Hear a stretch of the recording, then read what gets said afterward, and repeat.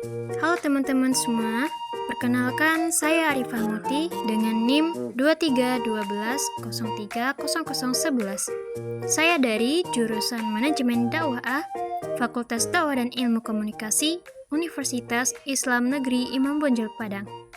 Di sini saya akan mempresentasikan tugas akhir mata kuliah Perilaku Organisasi dengan menyampaikan materi tentang emosi dan suasana hati. Tentunya, teman-teman sudah tidak asing lagi dengan emosi dan suasana hati, karena emosi dan suasana hati merupakan bagian dari kehidupan kita. Apakah emosi dan suasana hati itu? Ada istilah yang sangat erat maknanya, yaitu afeksi, emosi, dan suasana hati. Afeksi ialah istilah umum yang mencakup macam perasaan yang dialami seseorang, meliputi emosi maupun suasana hati. Emosi yakni perasaan yang intens yang ditunjukkan kepada seseorang atau sesuatu. Sedangkan suasana hati atau mood yakni perasaan yang kurang intens dibandingkan emosi dan sering muncul tanpa sebuah peristiwa spesifik sebagai stimulus. Perbedaan emosi dan suasana hati. Emosi disebabkan oleh kejadian spesifik, sangat cepat dalam durasi, bisa detik atau menit, bersifat spesifik dan banyak, seperti kemarahan, rasa takut, kesedihan, kebahagiaan, rasa jijik, rasa terkejut. Biasanya disertai ekspresi wajah yang jelas dan berorientasi kepada tindakan. Sedangkan suasana hati penyebabnya seringkali umum dan tidak jelas, berakhir lebih lama dari emosi, bisa jam atau hari. Lebih umum, dua dimensi utama afeksi positif dan afeksi negatif yang terdiri dari berbagai emosi spesifik. Biasanya tidak diindikasikan oleh ekspresi yang jelas, bersifat kognitif. Selanjutnya, fungsi emosi. Emosi itu membuat seseorang melakukan hal tidak rasional.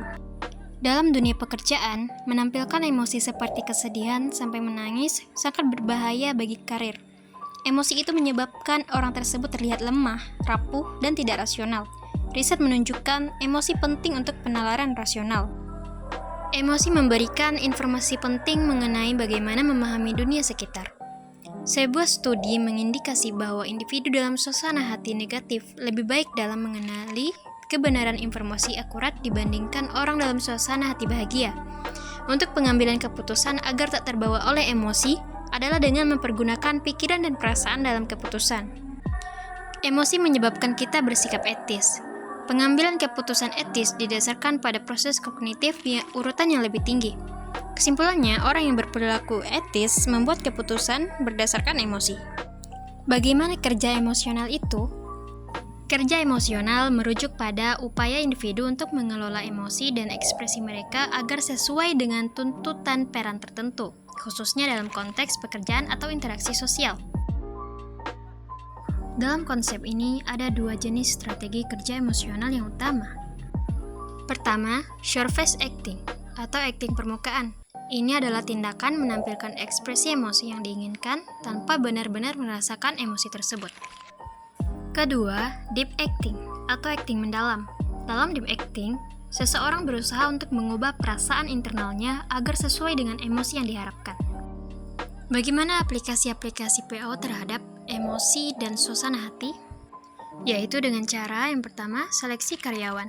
Dalam proses perekrutan, penting bagi pengusaha untuk mempertimbangkan kecerdasan emosional, terutama untuk posisi yang membutuhkan tingkat tanggung jawab tinggi dan keterampilan interaksi sosial yang baik. Yang kedua, pengambilan keputusan. Emosi positif berperan penting dalam meningkatkan kemampuan seseorang untuk memecahkan masalah, menganalisis informasi baru, dan membuat keputusan yang bijak. Sebaliknya, individu dengan emosi negatif cenderung mengambil keputusan yang kurang tepat dan mudah kehilangan kesabaran dalam mempertimbangkan berbagai aspek. 3. Kreativitas. Suasana hati positif dan umpan balik baik meningkatkan kreativitas, membuka fleksibilitas dan inovatif karyawan. 4. Motivasi. Promosi dan penghargaan memotivasi karyawan untuk lebih berkomitmen. Motivasi rendah dapat menyebabkan ketidakloyalan dan perilaku menyimpang. Lalu 5. Kepemimpinan. Pemimpin dengan emosi positif lebih efektif dalam menyampaikan pesan, memahami emosi bawahan, dan mendorong penerimaan perubahan. 6. Negosiasi. Emosi positif memperlancar negosiasi dengan menciptakan suasana yang tenang. Emosi negatif membuat negosiasi tidak efektif. 7. Layanan pelanggan. Karyawan dengan emosi positif memengaruhi suasana hati pelanggan melalui penularan emosi. 8. Sikap kerja. Emosi di tempat kerja dapat terbawa keluar jam kerja, namun jarang berlanjut ke hari berikutnya.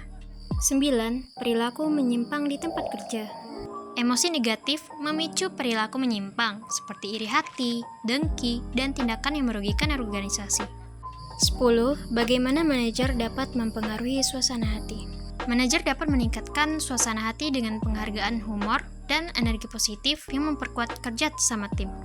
Jadi, emosi dan suasana hati memiliki pengaruh besar dalam organisasi. Ketika karyawan merasa positif, mereka lebih kreatif, termotivasi, dan mampu bekerja sama dengan baik. Oke, mungkin sekian materi dari saya. Saya akhiri dengan Assalamualaikum warahmatullahi wabarakatuh.